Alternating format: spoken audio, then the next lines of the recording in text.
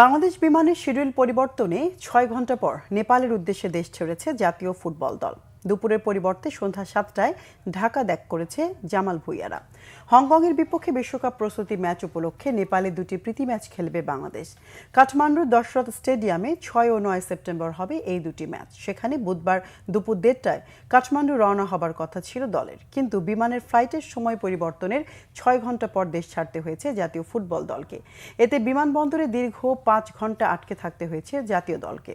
তবে বাফুফের সভাপতি তাবিত আওয়ালের প্রচেষ্টায় জাতীয় দলের স্পন্সর ইউসিবি ব্যাংকের সহায়তায় বিমানবন্দরে ইউসিবি লাউঞ্জে ফুটবলাররা এই সময় বিশ্রামের সুযোগ পেয়েছেন। এদিকে জামাল ভুঁইয়ারা দেশ ছাড়ার কিছু আগে সামাজিক যোগাযোগ মাধ্যম ফেসবুকে জাতীয় দল ঘোষণা করেছে বাফুফে। কোনো সংবাদ সম্মেলন করেনি বাফুফে।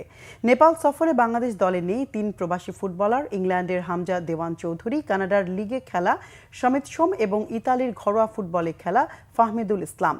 ফাহমিদুল অবশ্য চতুর্থ ২৩ দলের হয়ে এএফসি কাপে খেলতে ভিয়েতনামে আছেন। এদিকে দেশ ছাড়ার আগে নেপালের বিপক্ষে দুটি ম্যাচে জয়ের আশা প্রকাশ করেছেন জামাল ভুঁইয়া।